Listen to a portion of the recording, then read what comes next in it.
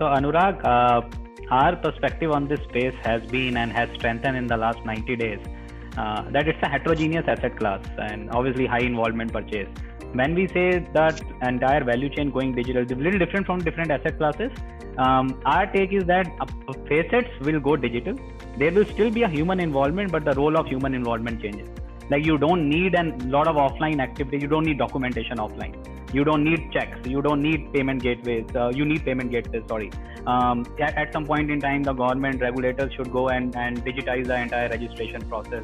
The search and discovery has predominantly been online, but a significant chunk of the transactional journey has moved online, and that's what we have seen in the last 90 days. So it was in any case happening at a snail speed. What COVID did was accelerated this entire change in the mindset of principals of people like us in terms of bringing that entire journey digital.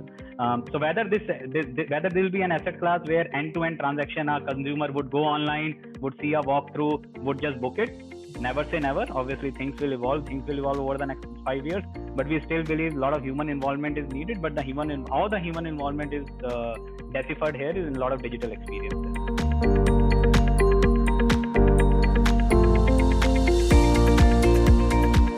So whether that sector would need offline involvement, exactly what Amit was saying, yes, and exactly what we have seen.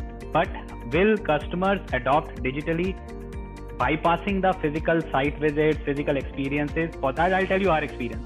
In the last 3 months have been probably the best ever months in our history. Exponential growth.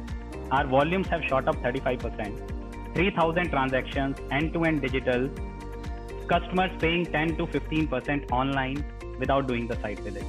Grade A developers, large developers, everything end-to-end online, payment gateways, amount anywhere between 5 lakhs to 25 lakhs rupees transferred online without visiting the asset. But just adding on to what Amit was saying, these were possible because the guy on the ground, the agent, broker, employee, whatever we call him, was instead of site visit, was hand-holding the client through VCs, hand-holding that entire experience through virtual demos, walkthroughs, doing 3D experiences of the site visit.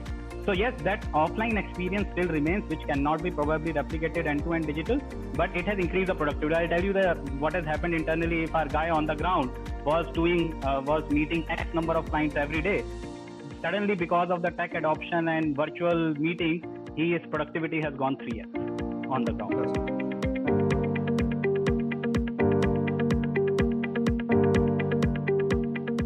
Whether it's an brokerage level, whether it's a principal level, whether it's a services platform level, you would see larger guys growing much larger, and that'll be the trend across. And that has always been the trend in any emerging market, fragmented market, which has been consolidating. And like Dhruv said, I think India is not even scratching the surface in terms of not just the investments. I'm talking about potential home ownership. India is, I've always said that, and I might ruffle a few feathers by saying that India is not a demand issue. India is a supply issue. There is a massive latent demand. India does not have the right pricing, right positioning to address that demand. And that has slowly started to change. And as long as there is a right product hitting the right price segment for a right end user, it flies off the shelf.